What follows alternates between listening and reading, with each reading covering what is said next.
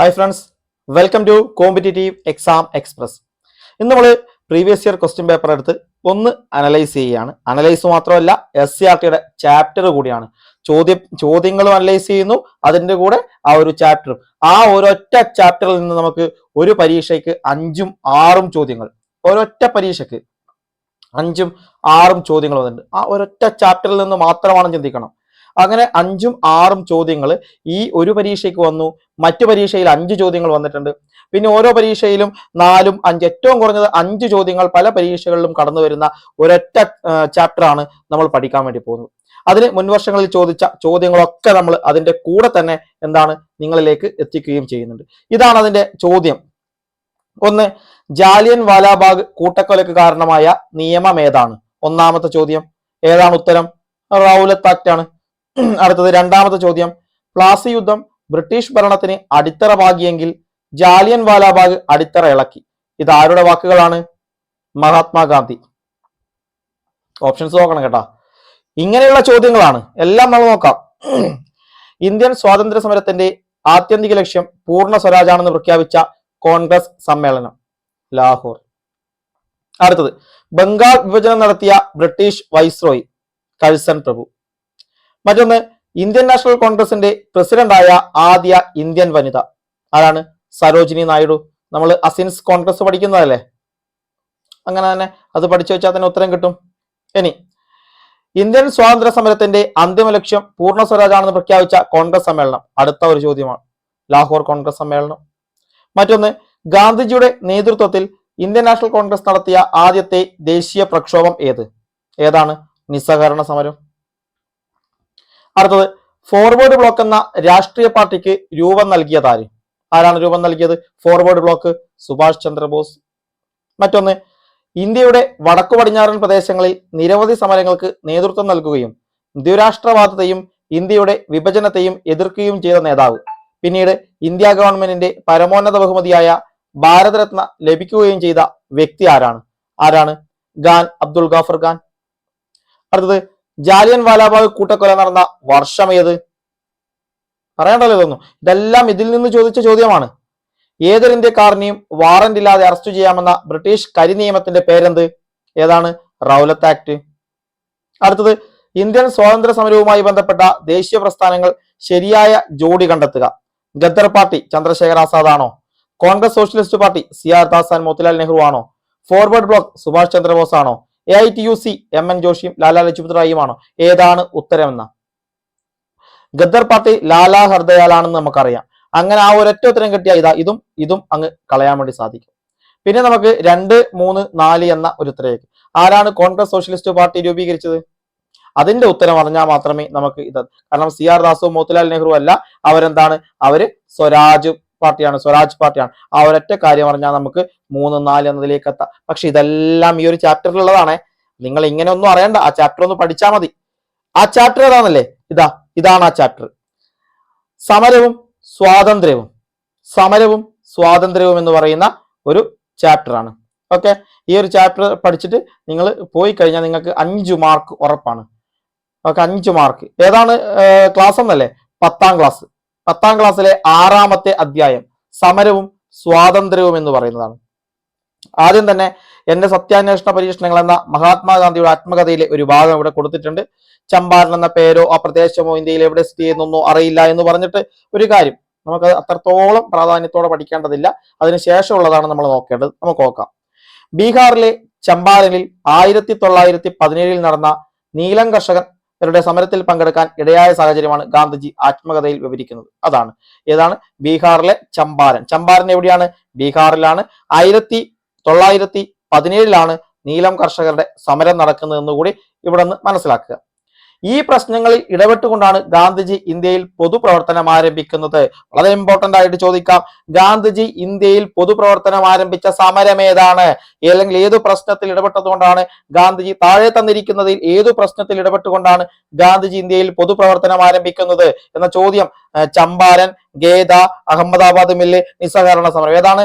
ചമ്പാരൻ. 1917 ചമ്പാരനിലെ നീലം കർഷകരുടെ സമരത്തിൽ പങ്കെടുത്തുകൊണ്ടാണ് ഗാന്ധിജി ഇന്ത്യയിൽ പൊതുപ്രവർത്തനം ആരംഭിക്കുന്നത്. വളരെ പെട്ടെന്ന് തന്നെ സാധാരണക്കാരുടെ വിശ്വാസവും അംഗീകാരവും നേടാൻ അദ്ദേഹത്തിന് കഴിഞ്ഞു. അതിന്റെ കാരണങ്ങൾ എന്ന് പറയുന്നത് ദക്ഷിണാഫ്രിക്കയിൽ ഗാന്ധിജി നടത്തിയ സമരങ്ങൾ, സാധാരണക്കാരെ പോലുള്ള ജീവിത രീതി, ഭക്ഷണം, വസ്ത്രം, ഭാഷ, അഹിംസയിൽ അധിഷ്ഠിതമായ സമരരീതി, തങ്ങളുടെ പ്രശ്നങ്ങൾ പരിഹരിക്കാൻ കഴിയുന്ന രക്ഷകനായി ഗാന്ധിജിയെ വിലയിരുത്തി. ഇതൊക്കെയാണ് അതിന്റെ കാരണങ്ങൾ. ഇനി ഗാന്ധിജിയും ദക്ഷിണാഫ്രിക്കയും എന്ന് പറയുന്നത് ദാദാ അബ്ദുല്ല എന്ന ഗുജറാത്തി വ്യാപാരിയുടെ കേസുകൾ വാദിക്കുന്നതിനായാണ് ഗാന്ധിജി ദക്ഷിണാഫ്രിക്കയിൽ എത്തുന്നത്. എന്തിനാണ് ഗാന്ധിജി ദക്ഷിണാഫ്രിക്കയിലേക്ക് പോകുന്നത്? ദാദാ അബ്ദുള്ള എന്ന ഗുജറാത്തി വ്യാപാരിയുടെ കേസുകൾ വാദിക്കാൻ. ദർബനിൽ നിന്ന് പ്രിട്ടോറിയയിലേക്കുള്ള ട്രെയിൻ യാത്രയിൽ ഇന്ത്യക്കാരനായതുകൊണ്ട് വെള്ളക്കാർക്കൊപ്പം 1-ാം ക്ലാസ്സിൽ യാത്ര ചെയ്യാൻ അവകാശമില്ല എന്ന് പറഞ്ഞ് അദ്ദേഹത്തെ ഇറക്കിവിട്ടു. ചുരുങ്ങിയ സമയം കൊണ്ട് തന്നെ ദക്ഷിണാഫ്രിക്കയിലെ ഇന്ത്യക്കാർ അനുഭവിക്കുന്ന വർണ്ണവിവേചനത്തിന്റെ തീവ്രത അദ്ദേഹം മനസ്സിലാക്കി. അവിടെ ഉണ്ടായിരുന്ന 21 വർഷക്കാലവും ദക്ഷിണാഫ്രിക്കയിലെ വെള്ളക്കാരല്ലാത്തവരുടെ പ്രശ്നങ്ങൾ പരിഹരിക്കാൻ അദ്ദേഹം ശ്രമിച്ചു. ഇവിടെ എത്ര വർഷമാണ് ഗാന്ധിജി ദക്ഷിണാഫ്രിക്കയിൽ ഉണ്ടായിരുന്നത്? 21 വർഷം. 21 വർഷം അദ്ദേഹം ദക്ഷിണാഫ്രിക്കയിൽ ഉണ്ടായിരുന്നു എന്ന് ഓർക്കുക. ഇനി ഗാന്ധിജിയുടെ ആദ്യകാല സമരങ്ങൾ വളരെ ഇമ്പോർട്ടന്റ് ആണ്, പഠിച്ചു വെക്കണം ഈ പറയുന്ന കാര്യങ്ങൾ. ഗാന്ധിജിയുടെ ആദ്യകാല സമരങ്ങളാണ്. ദക്ഷിണാഫ്രിക്കയിൽ നിന്ന് തിരിച്ചെത്തിയ ഗാന്ധിജിയുടെ വിട്ട പ്രാദേശിക സമരങ്ങൾ ഏറ്റവും ആദ്യം നമ്മൾ പറഞ്ഞു 1917. ഏതാണ്? ബീഹാറിലെ ചമ്പാരനിലെ നീലം കർഷകരുടെ സമരം. ബീഹാർ 1917. പിന്നെ 1918 അഹമ്മദാബാദിലെ തുണിമിൽ സമരം, ഗുജറാത്തിലെ അഹമ്മദാബാദിലെ തുണിമിൽ സമരം. അതേ വർഷം തന്നെ ഗേദയിലെ കർഷക സമരം, 1918 ഗുജറാത്തിലെ ഗേദയിലെ കർഷക സമരം. ഇങ്ങനെയാണ് പ്രധാനപ്പെട്ട ആദ്യത്തെ 3 സമരങ്ങൾ. ഗാന്ധിജിയുടെ ആദ്യകാലത്തെ 3 സമരങ്ങൾ. ഏറ്റവും ആദ്യം ചമ്പാരൻ, തൊട്ട് അടുത്തത് അഹമ്മദാബാദ് തുണിമിൽ സമരം, മൂന്നാമത് ഗേദയിലെ കർഷക സമരം. 1917 18 നടക്കുന്നതെന്ന് ഓർക്കുക. ഒന്ന് ചമ്പാരൻ ബീഹാറിലും അഹമ്മദാബാദും ഗേദയും ഗുജറാത്തിലുമാണ്. ഇനി ചമ്പാരനിലെ നീലം കർഷകരുടെ പ്രശ്നത്തിൽ ഇടപെട്ട ഗാന്ധിജി നിയമലംഘനവും സഹന സമരവും പോലുള്ള സമര രീതികളാണ് സ്വീകരിച്ചത്. ഏതൊക്കെയാണ്? നിയമലംഘനവും സഹന സമരവും. ഓക്കെ. ഗാന്ധിജിയുടെ ഇടപെടൽ നീലം കർഷകർക്ക് അനുകൂലമായ നിയമം പാസാക്കാൻ അധികാരികളെ നിർബന്ധിതരാക്കി. അപ്പൊ ഗാന്ധിജിയുടെ ഇടപെടൽ എന്ത് ചെയ്തു? നീലം കർഷകർക്ക് അനുകൂലമായ നിയമം പാസാക്കാൻ അധികാരികളെ നിർബന്ധിതരാക്കി. സമരത്തിനു ശേഷം ഗാന്ധിജി ചമ്പാരന്റെ പുരോഗതിക്കായുള്ള പ്രവർത്തനങ്ങളിൽ ഏർപ്പെട്ടു. പ്രാഥമിക വിദ്യാലയങ്ങൾ ആരംഭിക്കുകയും ശുചീകരണ പ്രവർത്തനങ്ങളും വൈദ്യസഹായങ്ങളും ഏറ്റെടുക്കുകയും ചെയ്തു. പ്ലേഗ് ബോണസിനെ ചൊല്ലിയുള്ള 1918 അഹമ്മദാബാദ് തുണിമിൽ സമരത്തിലും ചമ്പാരനിലെ സമരരീതികളാണ് സ്വീകരിച്ചത്. അഹമ്മദാബാദ് തുണിമിൽ സമരം എന്നത് പ്ലേഗ് ബോണസിനെ ചൊല്ലിയായിരുന്നു. അതോർത്ത് വെക്കുക. 1918 പ്ലേഗ് ബോണസിനെ ചൊല്ലിയാണ്. ഗാന്ധിജിയുടെ ഉപവാസത്തെ തുടർന്ന് അധികാരികൾ ശമ്പള വർധനവ് സമ്മതിക്കുകയും സമരം അവസാനിക്കുകയും ചെയ്തു. ഇനി വരൾച്ചയും കൃഷിനാശവും മൂലം ദുരിതത്തിലായിരുന്ന ഗുജറാത്തിലെ ഗേദയിലെ കർഷകരിൽ നിന്നും നികുതി പിരിക്കാൻ തീരുമാനിച്ച അധികാരികളുടെ 1918 നയത്തിനെതിരെ ഗാന്ധിജി നികുതി നിഷേധവും സത്യാഗ്രഹവും സമരായുധങ്ങളായി ഉപയോഗിച്ചു. അടുത്തത് ഇമ്പോർട്ടന്റ്. അതായത് ഒന്ന് പ്ലേഗ് ബോണസിനെ ചൊല്ലിയുള്ള 1918 അഹമ്മദാബാദ് തുണിമിൽ സമരം. അടുത്തത് വരൾച്ചയും കൃഷിനാശവും മൂലം ദുരിതത്തിലായിരുന്ന ഗുജറാത്തിലെ ഗേദയിലെ കർഷകരിൽ നിന്നും നികുതി പിരിക്കാൻ തീരുമാനിച്ച അധികാരികളുടെ നയത്തിനെതിരെയായിരുന്നു മൂന്നാമത്തെ ഗാന്ധിജിയുടെ സമരം. നികുതി നിഷേധവും സത്യാഗ്രഹവുമാണ് ആയുധങ്ങളായി സ്വീകരിച്ചത്. ഇതിന്റെ ഫലമായി സർക്കാർ നികുതി ഇളവുകൾ നൽകാൻ തയ്യാറായി. സത്യാഗ്രഹത്തിലും അഹിംസയിലും അധിഷ്ഠിതമായ ആദ്യകാല സമരങ്ങൾ ഗാന്ധിജിയെ ജനസമൂഹത്തിന്റെ നേതാവാക്കി തീർത്തു. പ്ലേഗ് ബോണസ് നമ്മൾ പറഞ്ഞു 1917 അഹമ്മദാബാദ് മിൽ സമരവുമായി ബന്ധപ്പെട്ട്. അതായത് 1917 അഹമ്മദാബാദിൽ പൊട്ടിപ്പുറപ്പെട്ട പ്ലേഗ് രോഗം അവിടുത്തെ ജനസംഖ്യയുടെ ഏതാണ്ട് 10% പേരെ കൊന്നൊടുക്കി. ഈ കാലയളവിൽ തൊഴിലാളികൾക്ക് അവരുടെ ശമ്പളത്തിന്റെ 80% വരെ ബോണസായി നൽകിയിരുന്നു. രോഗഭീതി മൂലം തൊഴിലാളികൾ തൊഴിലുപേക്ഷിച്ചു പോകാതിരിക്കാനായി ഏർപ്പെടുത്തിയ ഈ സംവിധാനം 1-ാം ലോകയുദ്ധം കൊണ്ടുണ്ടായ വിലക്കയറ്റത്തെ പ്രതിരോധിക്കാൻ തൊഴിലാളികൾക്ക് സഹായകമായി.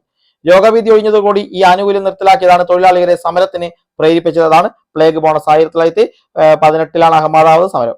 ഇനി ഗാന്ധിജി ഇന്ത്യയിൽ നടത്തിയ ആദ്യകാല സമരങ്ങളുടെ ഫലങ്ങൾ എന്തെല്ലാമായിരുന്നു? ഒന്ന്, ഗാന്ധിജിയുടെ സമരരീതിയും ആശയങ്ങളും സാധാരണക്കാരായ ജനങ്ങൾക്ക് പരിചയപ്പെടാൻ അവസരം ലഭിച്ചു. മറ്റൊന്ന്, വിദ്യാസമ്പന്നരായ ആളുകൾക്കിടയിൽ മാത്രമായി ഒതുങ്ങി നിന്നിരുന്ന ദേശീയ പ്രസ്ഥാനത്തിലേക്ക് സാധാരണക്കാരായ ജനങ്ങളും ആകർഷിക്കപ്പെട്ടു. പട്ടണങ്ങളിൽ മാത്രം ഒതുങ്ങി നിന്നിരുന്ന ദേശീയ പ്രസ്ഥാനത്തിന് ഗ്രാമപ്രദേശങ്ങളിലും വേരോട്ടമുണ്ടായി.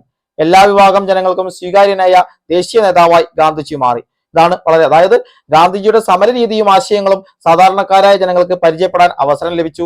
വിദ്യാസമ്പന്നരായ ആളുകൾക്കിടയിൽ മാത്രമായി ഒതുങ്ങി നിന്നിരുന്ന ദേശീയ പ്രസ്ഥാനം സാധാരണക്കാരായ ജനങ്ങളിലേക്കും ആകർഷിക്കപ്പെട്ടു. പട്ടണങ്ങളിൽ മാത്രം ഒതുങ്ങി നിന്നിരുന്ന ദേശീയ പ്രസ്ഥാനത്തിന് ഗ്രാമപ്രദേശങ്ങളിലും വേരോട്ടമുണ്ടായി. എല്ലാ വിഭാഗം ജനങ്ങൾക്കും സ്വീകാര്യനായ ഒരു ദേശീയ നേതാവായി മഹാത്മാഗാന്ധി മാറി എന്നുകൂടി പഠിക്കുക. ഇനി ഗാന്ധിജി ചലച്ചിത്രത്തിൽ എന്ന് പറയുന്ന ഒരു ഏരിയ റിച്ചാർഡ് ആറ്റൻബറോ. ആരാണ്? റിച്ചാർഡ് ആറ്റൻബറോ സംവിധാനം ചെയ്ത 8 ഓസ്കാർ അവാർഡുകൾ നേടിയ ഗാന്ധി എന്ന ചലച്ചിത്രം ഇന്ത്യയുടെ സ്വാതന്ത്ര്യ സമര ചരിത്രത്തിലെ ഗാന്ധിയൻ കാലഘട്ടത്തിന്റെ ദൃശ്യാവിഷ്കാരമാണ്. ഏതാണ്? Richard Attenborough Gandhi. 8 ഓസ്കാർ ലഭിച്ചു. ശ്യാം ബെനഗലിന്റെ മേക്കിംഗ് ഓഫ് മഹാത്മാഗാന്ധിയുടെ ദക്ഷിണാഫ്രിക്കയിലെ ജീവിതാനുഭവങ്ങളാണ് ചിത്രീകരിക്കുന്നത്. ഇവ കൂടാതെ നിരവധി ചലച്ചിത്രങ്ങളും ഡോക്യുമെന്ററികളും ഗാന്ധിജിയുമായി ബന്ധപ്പെട്ടുണ്ടായിട്ടുണ്ട്. മേക്കിംഗ് ഓഫ് മഹാത്മ, അതാണ് ഗാന്ധിജിയുടെ ദക്ഷിണാഫ്രിക്കയിലെ ജീവിതാനുഭവങ്ങൾ. ആരാണ്? ശ്യാം ബെനഗലിന്റെ ആണ് എന്ന് മനസ്സിലാക്കുക. ഇനി ദേശീയ സമരത്തിലേക്ക്. ബ്രിട്ടീഷ് സർക്കാർ പാസാക്കിയ റൗലത്ത് നിയമത്തിനെതിരെ പ്രതിഷേധിച്ചുകൊണ്ടാണ് ഗാന്ധിജി ഇന്ത്യൻ ദേശീയ സമരത്തിലേക്ക് കടന്നത്. വളരെ ഇമ്പോർട്ടന്റ്. ഗാന്ധിജി ഇന്ത്യൻ ദേശീയത്തിലേക്ക് കടന്നത് ഏത് സമരത്തിനെതിരെ പ്രതിഷേധിച്ചുകൊണ്ടാണ്? അത് റൗലത്ത് നിയമത്തിനെതിരെ, അതായത് ബ്രിട്ടീഷ് സർക്കാർ പാസാക്കിയ റൗലത്ത് നിയമത്തിനെതിരെ പ്രതിഷേധിച്ചുകൊണ്ടാണ് ഗാന്ധിജി ഇന്ത്യൻ ദേശീയ സമരത്തിലേക്ക് കടന്നത്. ഭീകരവാദ പ്രവർത്തനങ്ങൾ തടയാനെന്ന പേരിൽ പൗരാവകാശങ്ങൾക്ക് നിയന്ത്രണം ഏർപ്പെടുത്തിക്കൊണ്ട് 1919 ബ്രിട്ടീഷ് പാർലമെന്റ് പാസാക്കിയ നിയമമാണിത്. അതായത് ഭീകരവാദ പ്രവർത്തനങ്ങൾ തടയാൻ എന്ന പേരിൽ പൗരാവകാശങ്ങൾക്ക് നിയന്ത്രണം ഏർപ്പെടുത്തിക്കൊണ്ട് 1919 ബ്രിട്ടീഷ് പാർലമെന്റ് പാസാക്കിയ നിയമമാണ് റൗലത്ത് നിയമം.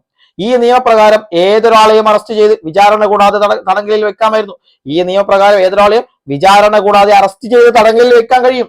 അതായത് റൗലത്ത് നിയമപ്രകാരം ഏതൊരാളെയും വിചാരണ കൂടാതെ അറസ്റ്റ് ചെയ്ത് തടങ്കലിൽ വയ്ക്കാമായിരുന്നു എന്നതാണ് വളരെ ഇമ്പോർട്ടന്റ്. അവിടെയാണ് ഇന്ത്യയിലെമ്പാടും ശക്തമായ പ്രതിഷേധം രൂപപ്പെടുന്നതിന് ജാലിയൻ വാലാബാഗ് സംഭവം കാരണമായി. അപ്പൊ എന്താണ് ജാലിയൻ വാലാബാഗ്? നോക്കാം. ജാലിയൻ വാലാബാഗ് കൂട്ടക്കൊല. റൗലത്ത് നിയമവിരുദ്ധ സമരങ്ങൾക്ക് പഞ്ചാബിൽ നേതൃത്വം നൽകിയ സൈഫുദ്ദീൻ കിച്ചിലു, സത്യപാൽ. അതായത് ആ ഒരു നിയമത്തിനെതിരെ എന്താണ് ശക്തമായ പ്രതിഷേധങ്ങളാണ് അലയടിച്ചുകൊണ്ടിരുന്നത്. റൗലത്ത് നിയമവിരുദ്ധ സമരങ്ങൾക്ക് പഞ്ചാബിൽ നേതൃത്വം നൽകിയത് സൈഫുദ്ദീൻ കിച്ചിലുവും സത്യപാലുമാണ്. ഇവരെ നേതൃത്വം നൽകിയത്. ഇവരെ എന്ത് ചെയ്തു? അറസ്റ്റ് ചെയ്തു. ഇവരെ അറസ്റ്റ് ചെയ്തതിൽ പ്രതിഷേധിക്കാനായി 1919 ഏപ്രിൽ 13 ജനങ്ങൾ അമൃതസറിലെ ജാലിയൻ വാലാബാഗിൽ ഒത്തുകൂടി. അമൃത്സർ പട്ടണത്തിന്റെ നിയന്ത്രണം ഈ സമയം പട്ടാളം ഏറ്റെടുത്തിരുന്നു. പട്ടാള മേധാവിയായ ജനറൽ ഡയർ തന്റെ ഉത്തരവ് ലംഘിച്ചു എന്ന് വ്യാഖ്യാനിച്ചുകൊണ്ട് യാതൊരു മുന്നറിയിപ്പുമില്ലാതെ 3 വശവും കെട്ടിടങ്ങളാൽ ചുറ്റപ്പെട്ട മൈതാനത്തിന്റെ പ്രവേശന കവാടത്തിൽ പട്ടാളക്കാരെ നിരത്തി നിരായുധരായ ജനങ്ങൾക്ക് നേരെ വെടിവെക്കാൻ ഉത്തരവിട്ടു. 10 മിനിറ്റ് നീണ്ടുനിന്ന വെടിവയ്പിൽ 379 പേർ മരിച്ചു എന്നായിരുന്നു ഔദ്യോഗിക കണക്കിലും മരണസംഖ്യ ഇതിന്റെ ഇരട്ടിയായിരുന്നു. ഇതാണ് ജാലിയൻ വാലാബാഗ് കൂട്ടക്കൊല. അതായത് സൈഫുദ്ദീൻ കിച്ചിലു അതുപോലെ സത്യപാൽ എന്നിവരുടെ അറസ്റ്റിൽ പ്രതിഷേധിക്കാനായി 1919 ഏപ്രിൽ 13 അമൃത്സറിലെ ജാലിയൻ വാലാബാഗിൽ ഒത്തുകൂടിയ ജനങ്ങൾക്ക് നേരെ തന്റെ പട്ടാള മേധാവിയായിരുന്ന ജനറൽ ഡയർ തന്റെ ഉത്തരവ് ലംഘിച്ചു എന്ന് പറഞ്ഞുകൊണ്ട് എന്താണ് 3 വശവും മൂടിയ ഒരൊറ്റ വാതിൽ മാത്രം ഉണ്ടായിരുന്ന ആ ഒരു കെട്ടിടത്തിന്റെ മുന്നിൽ വെച്ച് എന്താണ് വെടിവെക്കാൻ ഉത്തരവിട്ടു. 379ഓളം പേർ 10 മിനിറ്റ് കൊണ്ട് മരണപ്പെട്ടു. അതാണ് ഔദ്യോഗികമായ കണക്കാണ്. അതിൽ കൂടുതലാണ് എന്നാണ് പറയുന്നത്. മരണം അതിന്റെ കൂടുതലായിരുന്നു. ഇതാണ് ജാലിയൻ വാലാബാഗ് കൂട്ടക്കൊല. എപ്പോഴാണ്? വർഷം ഇമ്പോർട്ടന്റ് ആണ്. 1919 ഏപ്രിൽ 13. എന്തിനാണ്?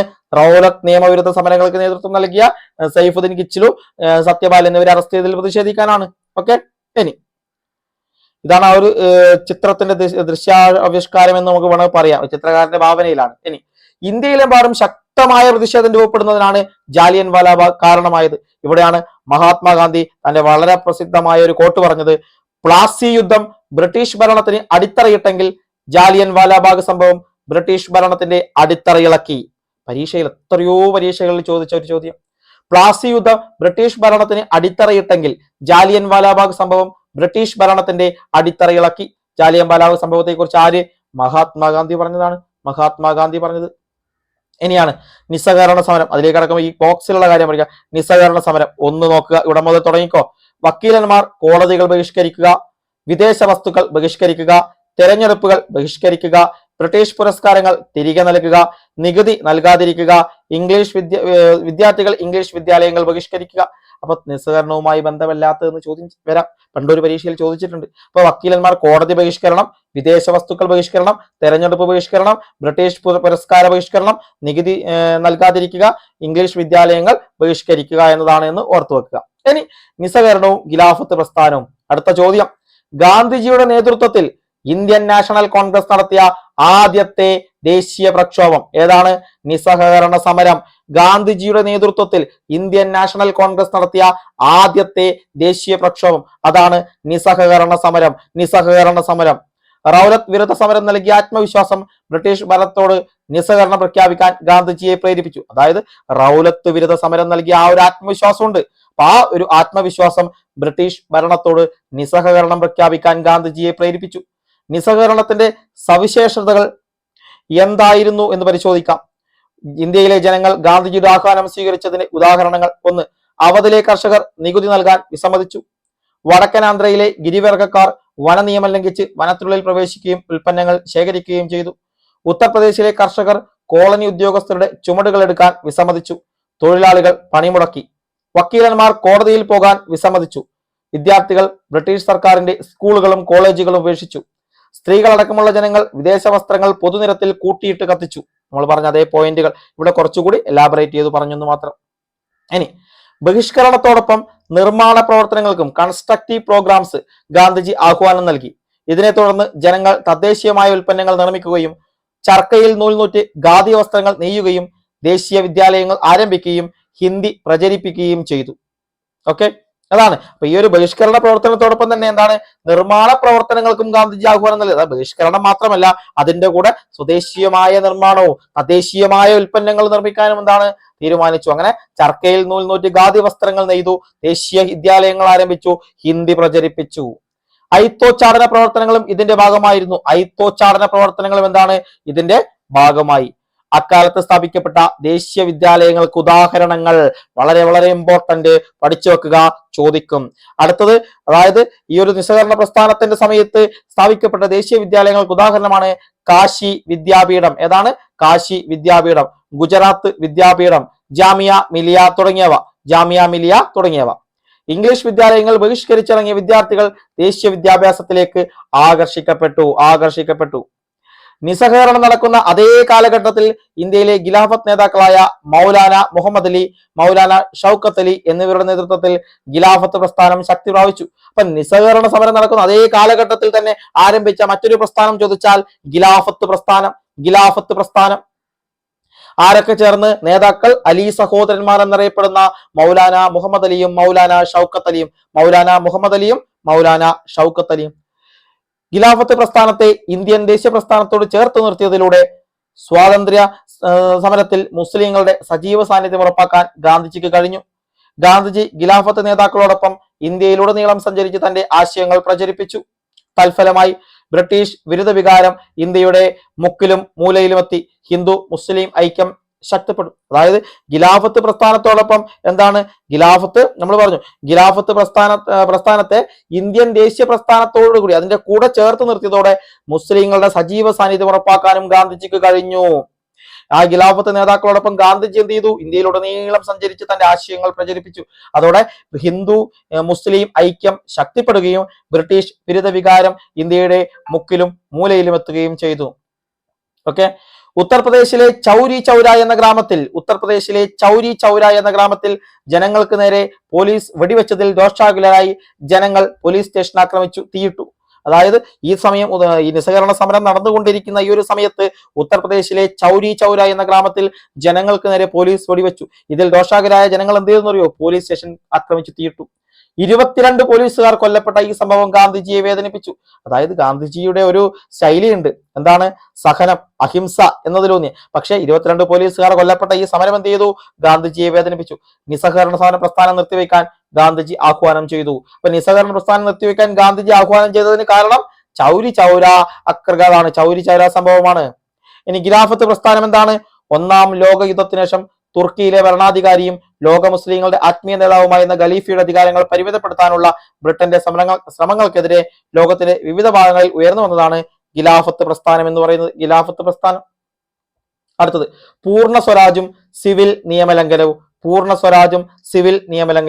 ഇന്ത്യൻ സ്വാതന്ത്ര്യ സമരത്തിലെ വഴിത്തിരിവായിരുന്നു 1929 ലാഹോറിൽ വെച്ച് ജവഹർലാൽ നെഹ്റുവിന്റെ അധ്യക്ഷതയിൽ നടന്ന ഇന്ത്യൻ നാഷണൽ കോൺഗ്രസിന്റെ സമ്മേളനം. 1929 ലാഹോറിൽ വെച്ച് ജവഹർലാൽ നെഹ്റുവിന്റെ അധ്യക്ഷതയിൽ നടന്ന INC ഇന്ത്യൻ നാഷണൽ കോൺഗ്രസിന്റെ സമ്മേളനം മറക്കരുത്. 1929 ലാഹോർ, ജവഹർലാൽ നെഹ്റു. ഓക്കെ, ഈ സമ്മേളനത്തിലാണ് ഇന്ത്യൻ സ്വാതന്ത്ര്യ സമരത്തിന്റെ അന്തിമ ലക്ഷ്യം പൂർണ്ണ സ്വരാജ് അല്ലെങ്കിൽ സമ്പൂർണ്ണ സ്വാതന്ത്ര്യമാണെന്ന് പ്രഖ്യാപിച്ചത്? 1929 ലാഹോറിൽ വെച്ച് നടന്ന സമ്മേളനത്തിലാണ്, ജവഹർലാൽ നെഹ്റുവിന്റെ അധ്യക്ഷതയിൽ നടന്ന സമ്മേളനത്തിലാണ് ഇന്ത്യൻ സ്വാതന്ത്ര്യ സമരത്തിന്റെ അന്തിമ ലക്ഷ്യം പൂർണ്ണ സ്വരാജ് അല്ലെങ്കിൽ സമ്പൂർണ്ണ സ്വാതന്ത്ര്യമാണെന്ന് സമ്മേളനം പ്രഖ്യാപിച്ചത്. ഗാന്ധിജിയുടെ നേതൃത്വത്തിൽ സിവിൽ നിയമലംഘനം ആരംഭിക്കാനും തീരുമാനിച്ചു. ഗാന്ധിജിയുടെ നേതൃത്വത്തിൽ സിവിൽ നിയമലംഘനം ആരംഭിക്കാനും തീരുമാനിച്ചു. ബ്രിട്ടീഷുകാരുടെ ജനവിരുദ്ധമായ സിവിൽ നിയമങ്ങളെ ലംഘിക്കുക എന്നതായിരുന്നു ഇതുകൊണ്ട് ഉദ്ദേശിച്ചത്. ബ്രിട്ടീഷുകാരുടെ ജനവിരുദ്ധമായ സിവിൽ നിയമങ്ങളുണ്ട്, ആ സിവിൽ നിയമങ്ങളെ ലംഘിക്കുക, ഇതാണ് ഉദ്ദേശിച്ചത്. ഈ സമരത്തിന്റെ ഭാഗമായി ഗാന്ധിജി മുന്നോട്ട് വെച്ച ആവശ്യങ്ങളാണ് ചുവടെ നൽകിയിരിക്കുന്നത്. ഇതാണ് ആവശ്യങ്ങൾ. 1. ഉപ്പു നികുതി എടുത്തു കളയുക. കൃഷിക്കാർക്ക് 50% നികുതി ഇളവ് നൽകുക. വിദേശ വസ്ത്രങ്ങളുടെ ഇറക്കുമതിക്ക് ചുമത്തുന്ന നികുതി വർദ്ധിപ്പിക്കുക. രാഷ്ട്രീയ തടവുകാരെ വിട്ടയക്കുക. സൈനിക ചെലവും ഉയർന്ന ഉദ്യോഗസ്ഥരുടെ ശമ്പളവും വെട്ടിക്കുറയ്ക്കുക. ഇന്ത്യക്കാരെ നിരീക്ഷിക്കുന്നതിനായി നിയോഗിച്ചിട്ടുള്ള രഹസ്യാന്വേഷണ വിഭാഗത്തെ പിരിച്ചുവിടുക. തീരദേശ കപ്പൽ ഗതാഗതം ആരംഭിക്കുക. സമ്പൂർണ്ണ മദ്യനിരോധനം നടപ്പാക്കുക. ഇത്രയുമാണ് ഗാന്ധിജി സിവിൽ നിയമലംഘനത്തിന്റെ ഭാഗമായി മുന്നോട്ട് വെച്ചത്. ഉപ്പ് നികുതി എടുത്തു കളയുക. കൃഷിക്കാർക്ക് 50% നികുതി ഇളവ് നൽകുക. വിദേശ വസ്ത്രങ്ങളുടെ ഇറക്കുമതിക്ക് ചുമത്തുന്ന നികുതി വർദ്ധിപ്പിക്കുക. രാഷ്ട്രീയ തടവുകാരെ വിട്ടയക്കുക. സൈനിക ചെലവും ഉയർന്ന ഉദ്യോഗസ്ഥരുടെ ശമ്പളവും വെട്ടിക്കുറയ്ക്കുക. ഇന്ത്യക്കാരെ നിരീക്ഷിക്കുന്നതിനായി നിയോഗിച്ചിട്ടുള്ള രഹസ്യാന്വേഷണ വിഭാഗത്തെ പിരിച്ചുവിടുക. തീരദേശ കപ്പൽ ഗതാഗതം ആരംഭിക്കുക. സമ്പൂർണ്ണ മദ്യനിരോധനം നടപ്പാക്കുക എന്നത്. ഇനി ഉപ്പ് ഒരു സമരായുധമായി തിരഞ്ഞെടുക്കാൻ ഗാന്ധിജിയെ പ്രേരിപ്പിച്ച ഘടകങ്ങൾ എന്താണ്? ഉപ്പ് എന്തുകൊണ്ടാണ് ഗാന്ധിജി, അതായത് നമ്മൾ പറഞ്ഞു ഉപ്പ് ഒരു സമരായുധമാണ്, ആ ഉപ്പ് എന്തുകൊണ്ട് തിരഞ്ഞെടുത്തു? ബ്രിട്ടീഷ് സർക്കാരിന്റെ നികുതി വരുമാനത്തിൽ 2/5 ഭാഗവും ഉപ്പിനുമേൽ ചുമത്തുന്ന നികുതിയായിരുന്നു. അതാണ് ഇമ്പോർട്ടന്റ്. അതായത് ബ്രിട്ടീഷ് സർക്കാരിന്റെ നികുതി വരുമാനം ഉണ്ടല്ലോ, ഈ നികുതി വരുമാനത്തിൽ 2/5 ഭാഗവും എന്താണ്?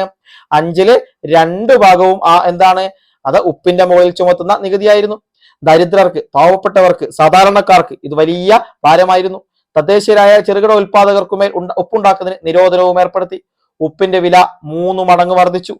സാധാരണക്കാരൻ ഉണർത്താനുതകുന്ന ഒരു മുദ്രാവാക്യമായിരുന്നു ഉപ്പ് നികുതി എടുത്തു കളയുക എന്നത്. ഉപ്പ് നികുതി എടുത്തു കളയുക എന്നത്. ഗാന്ധിജി ഈ ഒരു നിയമലംഘന സമരത്തിന്റെ ശക്തി വിശദീകരിച്ചു കൊണ്ടുവരുന്ന വാക്കുകളുണ്ട്.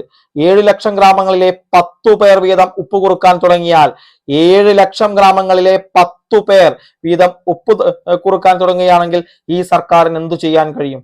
നിങ്ങൾക്ക് ഊഹിക്കാവുന്നതിൽ ഏറ്റവും നീചനായ സ്വേച്ഛാധിപതി പോലും സമാധാനപരമായി നിയമം ലംഘിക്കുന്ന ജനതയെ പീരങ്കി കൊണ്ട് നേരിടാൻ ഊറ്റം കാണിക്കുകയില്ല. നിങ്ങളൊരൽപ്പം സ്വയം മാറാൻ തയ്യാറായാൽ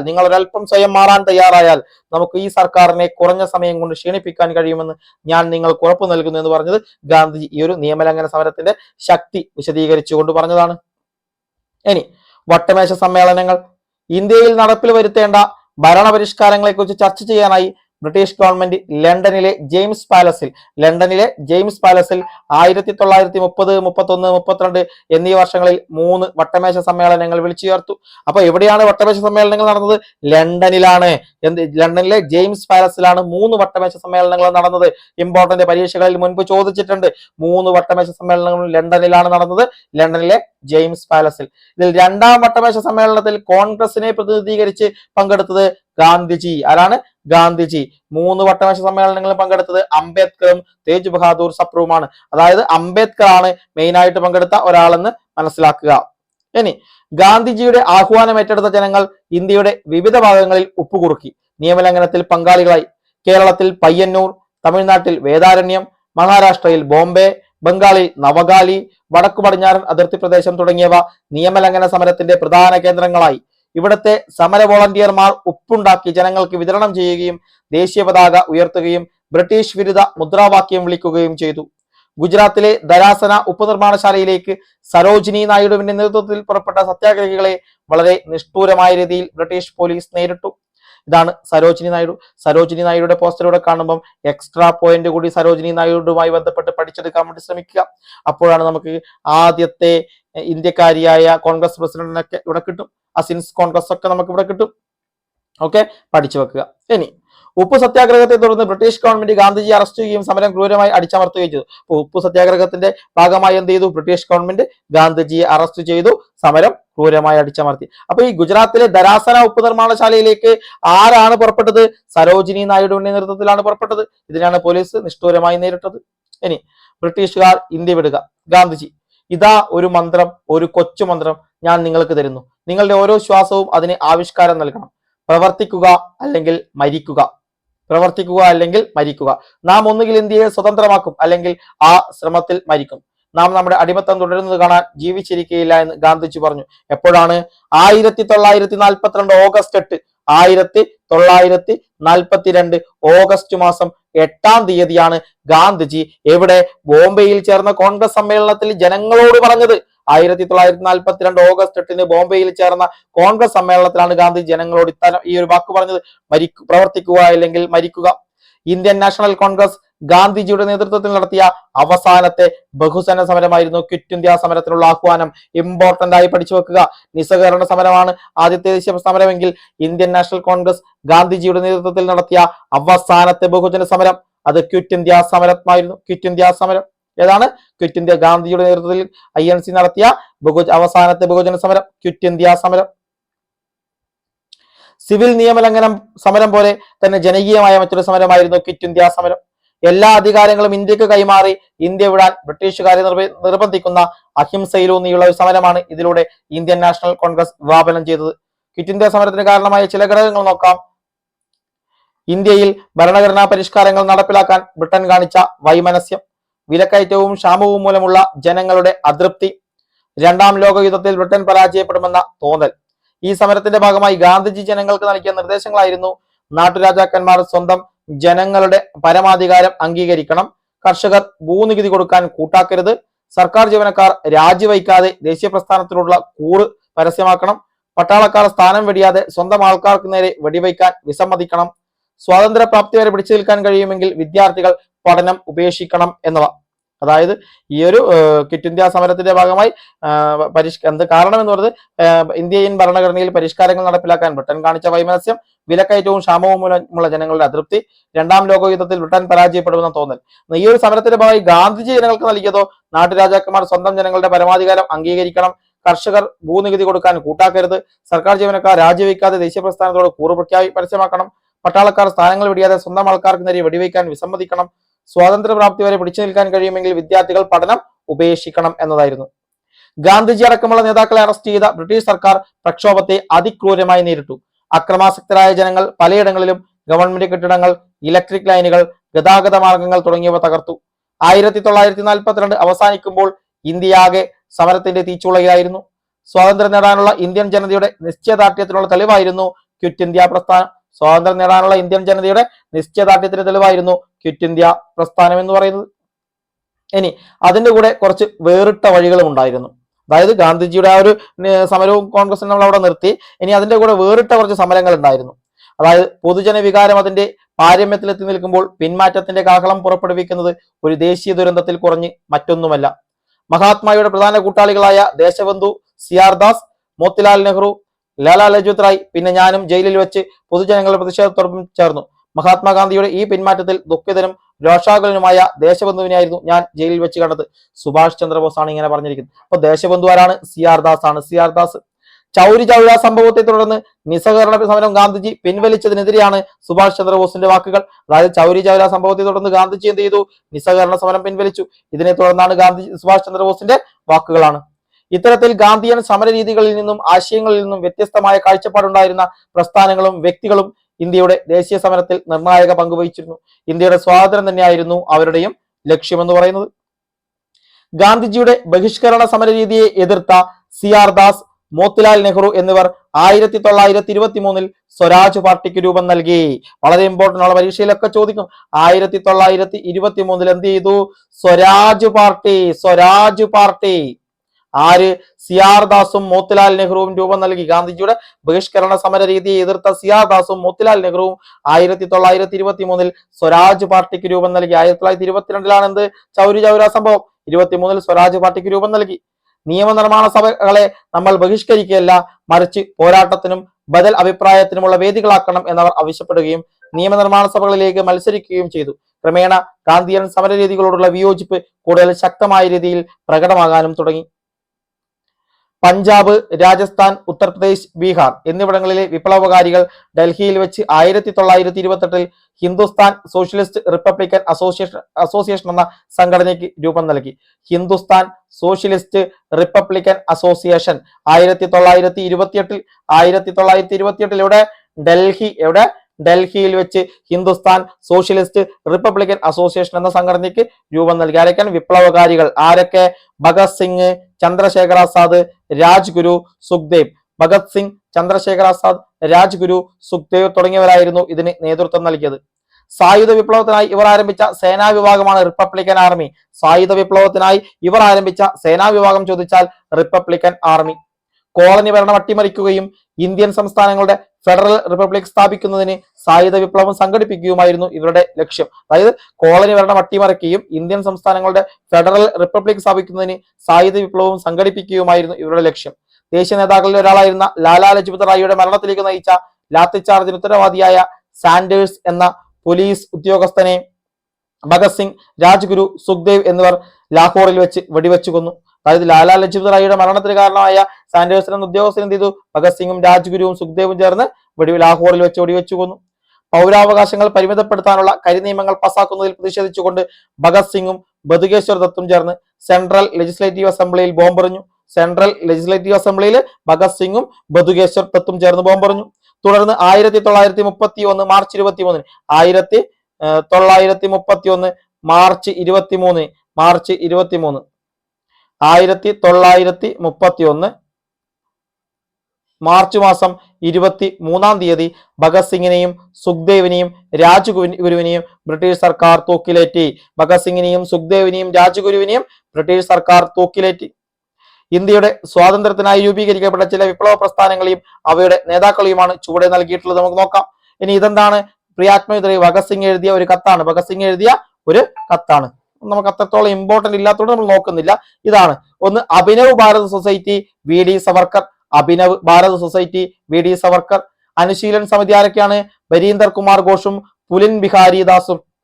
അനുശീലൻ സമിതി ബരീന്ദർ കുമാർ ഘോഷും പുലിൻ ബിഹാരി ദാസും. Ghadar party Lala Hardayal. Indian Republican army Surya Sen. Indian Republican army Surya Sen. പഠിച്ചു വെക്കുക, ചോദിക്കും. ഓക്കെ. ഇനി റഷ്യൻ വിപ്ലവത്തിൽ നിന്നും പ്രചോദനം ഉൾക്കൊണ്ട് 1930കളോടെ സോഷ്യലിസ്റ്റ് ആശയങ്ങൾ ഇന്ത്യയിൽ പ്രചരിക്കാൻ തുടങ്ങി. ആ ആശയങ്ങൾ കോൺഗ്രസിനുള്ളിലെ ഒരു വിഭാഗത്തെയും സ്വാധീനിച്ചു. ജവഹർലാൽ നെഹ്റു, സുഭാഷ് ചന്ദ്രബോസ്, ജയപ്രകാശ് നാരായണൻ, അരുണ ആസഫ് എന്നിവർ ചേർന്ന് കോൺഗ്രസ് പാർട്ടിക്കുള്ളിൽ കോൺഗ്രസ് സോഷ്യലിസ്റ്റ് വിഭാഗത്തിന് നേതൃത്വം നൽകി. 1934 ബോംബെയിൽ ചേർന്ന സമ്മേളനത്തിൽ ജയപ്രകാശ് നാരായണന്റെ നേതൃത്വത്തിൽ കോൺഗ്രസ് സോഷ്യലിസ്റ്റ് പാർട്ടി രൂപം കൊണ്ടു. അപ്പൊ കോൺഗ്രസ് സോഷ്യലിസ്റ്റ് പാർട്ടി രൂപം കൊണ്ടത് ജയപ്രകാശ് നാരായണന്റെ നേതൃത്വത്തിലാണ്. ഓക്കെ. കോൺഗ്രസ് സോഷ്യലിസ്റ്റ് പാർട്ടി രൂപം കൊണ്ടു. ക്വിറ്റ് ഇന്ത്യ സമര കാലഘട്ടത്തിൽ കോൺഗ്രസ് സോഷ്യലിസ്റ്റ് പാർട്ടി പ്രവർത്തകർ വളരെ സജീവമായിരുന്നു. അപ്പോൾ 1934 നവംബർ 34 ബോംബെയിൽ ചേർന്ന സമ്മേളനത്തിലാണ് ജയപ്രകാശ് നാരായണന്റെ നേതൃത്വത്തിൽ കോൺഗ്രസ് സോഷ്യലിസ്റ്റ് പാർട്ടി രൂപം കൊള്ളുന്നത്. ഗാന്ധിജി അടക്കമുള്ള കോൺഗ്രസിന്റെ മുൻനിര നേതാക്കളെല്ലാം അറസ്റ്റിലായപ്പോൾ ഒളിവിൽ നിന്നുകൊണ്ട് സമരത്തിന് ശക്തമായ പിന്തുണ നൽകിയത് ജയപ്രകാശ് നാരായണനും അരുണ ആസഫ് അലിയുമാണ് എന്ന് ഓർക്കുക. ഗാന്ധിയൻ സമരരീതികളോട് പല ഘട്ടങ്ങളിലും വിയോജിപ്പ് പ്രകടിപ്പിച്ച ആളായിരുന്നു സുഭാഷ് ചന്ദ്രബോസ്. കോൺഗ്രസ് വിട്ട് അദ്ദേഹം ഫോർവേഡ് ബ്ലോക്ക് എന്ന രാഷ്ട്രീയ പാർട്ടിക്ക് രൂപം നൽകി. അപ്പൊ ഫോർവേഡ് ബ്ലോക്ക് എന്ന രാഷ്ട്രീയ പാർട്ടിക്ക് രൂപം നൽകിയത് സുഭാഷ് ചന്ദ്രബോസ്. പിന്നീട് ഇന്ത്യയുടെ സ്വാതന്ത്ര്യത്തിനായി റാഷ് ബിഹാരി ബോസ് രൂപീകരിച്ച ഇന്ത്യൻ നാഷണൽ ആർമി. അപ്പൊ ഇന്ത്യൻ നാഷണൽ ആർമി ആരാണ് രൂപീകരിക്കുന്നത്? INA.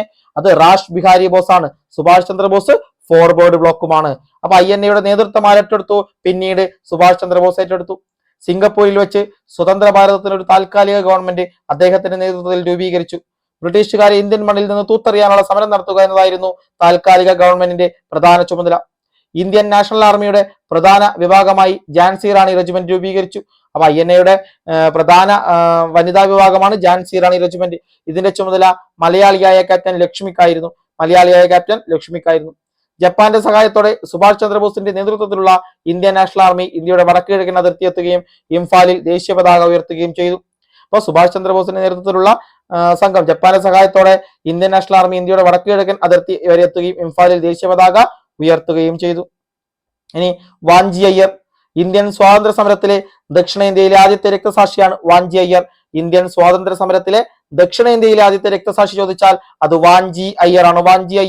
ജനകീയ പ്രക്ഷോഭങ്ങൾ നിഷ്ഠൂരമായി അടിച്ചമർത്തിയിരുന്ന തിരുനെൽവേലി ജില്ലാ കളക്ടറായിരുന്ന റോബർട്ട് വില്യം ടെസ്കോട്ടാഷയെ 1911 ജൂലൈ 17 തമിഴ്നാട്ടിലെ മനിയാച്ചി റെയിൽവേ സ്റ്റേഷനിൽ വെച്ച് വെടിവെച്ചു കൊന്നു. ബ്രിട്ടീഷുകാർക്ക് പിടികൊടുക്കാതെ ആ പ്ലാറ്റ്ഫോമിൽ തന്നെ അദ്ദേഹം ആത്മഹത്യ ചെയ്തു. വാഞ്ചിയയുടെ പ്രവൃത്തിയെപ്പറ്റി മാഡം കാമ തന്റെ വന്ദേ മാതരം പ്രസിദ്ധീകരണത്തിൽ ഇങ്ങനെ എഴുതി: വാഞ്ചി ഉതിർത്ത വെടിയുണ്ടകൾ നൂറ്റാണ്ടുകളായി അടിമത്തത്തിലായിരുന്ന ഒരു രാജ്യത്തെ ഗാഠനിദ്രയിൽ നിന്നുണർത്തി. ഇത് പറഞ്ഞത് ആരാണ്? ഇങ്ങനെ എഴുതിയത് നമ്മുടെ മാഡം കാമയാണ്, വന്ദേ മാതരം എന്ന തന്റെ പ്രസിദ്ധീകരണത്തിൽ. Okay, Vande Mataram madam കാമയുടെ പ്രസിദ്ധീകരണമാണ്. ഇനി തൊഴിലാളി കർഷക പ്രസ്ഥാനങ്ങളുണ്ട്. റഷ്യൻ വിപ്ലവത്തെ തുടർന്ന് സോഷ്യലിസ്റ്റ് ആശയങ്ങളുടെ സ്വാധീനം ഇന്ത്യയിൽ തൊഴിലാളി പ്രസ്ഥാനങ്ങൾ രൂപീകരിക്കുന്നതിനിടയാക്കി. അപ്പൊ റഷ്യൻ വിപ്ലവത്തെ തുടർന്ന് എന്ത് ചെയ്തു? സോഷ്യലിസ്റ്റ് ആശയങ്ങൾക്ക് സ്വാധീനം കൂടി. ഇതോടെ ഇന്ത്യയിൽ തൊഴിലാളി പ്രസ്ഥാനങ്ങൾ രൂപീകരിക്കുന്നതിനിടയാക്കി. ആദ്യകാലത്ത് ഇന്ത്യയിൽ രൂപീകരിക്കപ്പെട്ട തൊഴിലാളി സംഘടനകൾ ചുവടെ പറയുന്നു: Ahmedabad textile association, Madras labour union. 1920 NM Joshi, Lala Lajpat Rai എന്നിവർ മുൻകൈയെടുത്ത് അഖിലേന്ത്യാ ട്രേഡ് യൂണിയൻ കോൺഗ്രസ് AITUC രൂപീകരിച്ചു. AITUC ആരാണ്? 1920 NM ജോഷിയും ലാലാ ലജ്പത് റായും ലാലാ ലജ്പത് റായും. ഈ സംഘടനയുടെ 3 പ്രധാന ലക്ഷ്യം തൊഴിലാളി വർഗം എന്ന നിലയിൽ സംഘടിക്കുകയും പ്രവർത്തിക്കുകയും ചെയ്യുക, ഇന്ത്യൻ തൊഴിലാളി വർഗം രാജ്യത്തിന് പുറത്തുള്ള തൊഴിലാളി വർഗവുമായി ചേർന്ന് പ്രവർത്തിക്കുക, സ്വാതന്ത്ര്യത്തിന് വേണ്ടിയുള്ള പോരാട്ടത്തിൽ സജീവ പങ്കുവഹിക്കുക. ഇതായിരുന്നു സംഘടനയുടെ 3 പ്രധാന ലക്ഷ്യങ്ങൾ. തൊഴിലാളി വർഗം എന്ന നിലയിൽ സംഘടിക്കുകയും പ്രവർത്തിക്കുകയും ചെയ്യുക, ഇന്ത്യൻ തൊഴിലാളി വർഗം രാജ്യത്തിന് പുറത്തുള്ള തൊഴിലാളി വർഗവുമായി ചേർന്ന് പ്രവർത്തിക്കുക, സ്വാതന്ത്ര്യത്തിന് വേണ്ടിയുള്ള പോരാട്ടത്തിൽ സജീവ പങ്കുവഹിക്കുക. ബ്രിട്ടീഷുകാരുടെ നികുതി നയങ്ങളും സെമീന്ദാർമാരുടെ ചൂഷണവും കാർഷിക ഉൽപ്പന്നങ്ങൾക്കുണ്ടായി വിലയിടവും കർഷകരുടെ ഇടയിൽ കൂട്ടായ്മയുടെ ആവശ്യകത ബോധ്യപ്പെടുത്തി.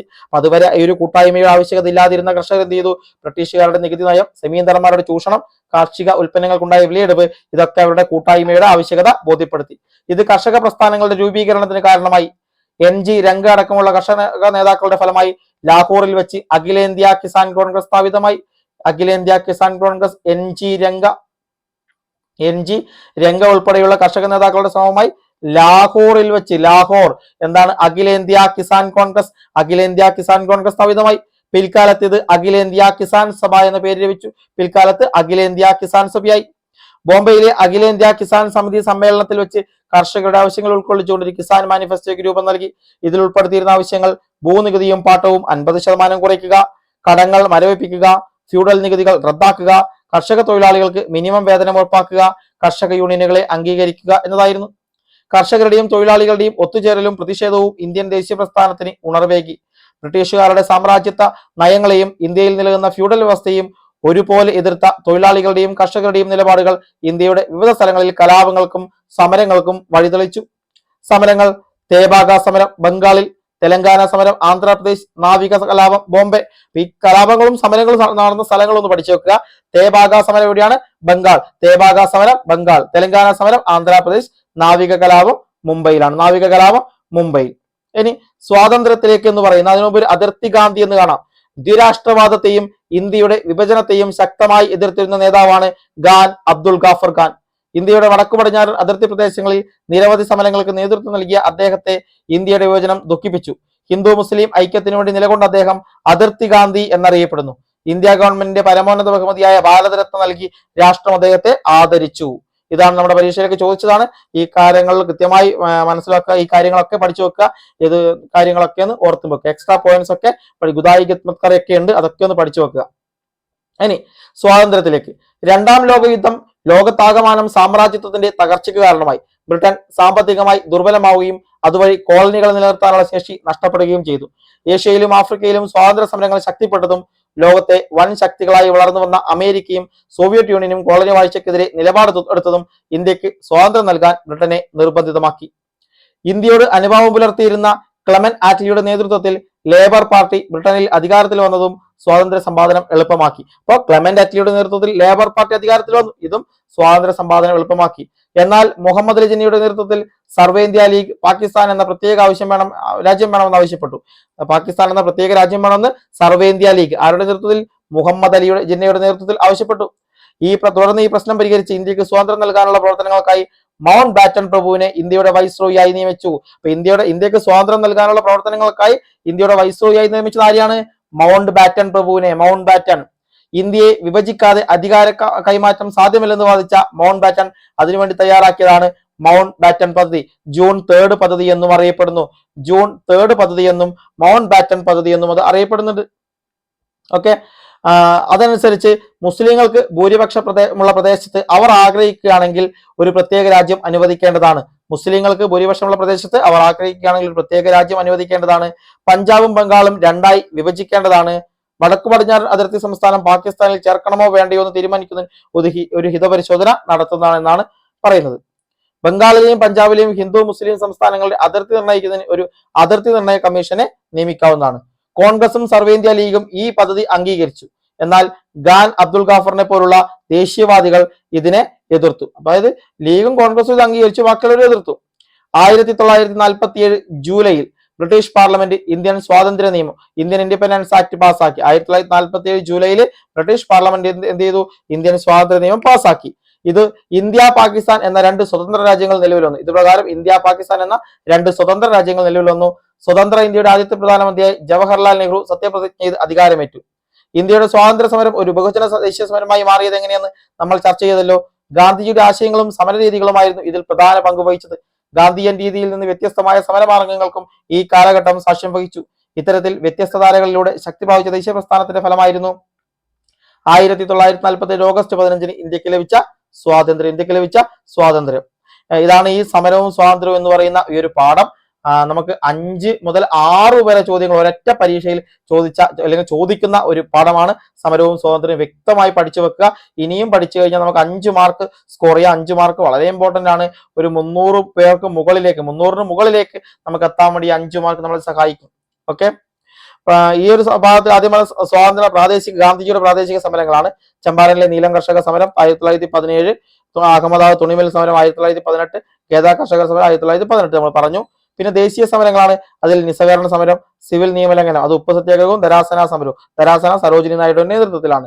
പിന്നെ ക്വിറ്റ് ഇന്ത്യ സമരവും പറഞ്ഞു. പിന്നെ വേറിട്ട വഴികൾ, സ്വരാജ് പാർട്ടി, സോഷ്യലിസ്റ്റ് പ്രസ്ഥാനം, വിപ്ലവ പ്രസ്ഥാനങ്ങൾ, തൊഴിലാളി കർഷക പ്രസ്ഥാനങ്ങൾ എന്നിവയെ നമ്മൾ ഈ പാഠഭാഗത്ത് പഠിച്ചുകൊണ്ടിരിക്കുന്നത്. ഓക്കെ, കൃത്യമായി പഠിക്കുക. 6 മാർക്ക് വരെ എളുപ്പത്തിൽ നമുക്ക് സ്കോർ ചെയ്യാവുന്ന ഒരു ഏരിയയാണ്. പ്രത്യേകിച്ച് LGS, 10th പ്രിലിംസ്, LDC എല്ലാ പരീക്ഷയ്ക്കും നമുക്ക് ഈ ഒരു മാർക്ക് സ്കോർ ചെയ്യാൻ വേണ്ടി സാധിക്കും. ഓക്കെ, അപ്പോൾ നല്ല രീതിയിൽ തന്നെ പഠിച്ചു പോവുക. ക്ലാസ് ഇഷ്ടപ്പെട്ടിട്ടുണ്ടെങ്കിൽ ലൈക്ക് ചെയ്യുക, ചാനൽ ഇഷ്ടപ്പെടുന്നുണ്ടെങ്കിൽ സബ്സ്ക്രൈബ് ചെയ്യുക. ഓക്കെ, അപ്പോൾ മറ്റൊരു നല്ല വീഡിയോയുമായി നമുക്ക് വീണ്ടും കാണാം. നിങ്ങളുടെ സുഹൃത്തുക്കൾക്ക് ഈ വീഡിയോ ഒന്ന് ഷെയർ ചെയ്തും കൂടി കൊടുക്കുക. Okay, thank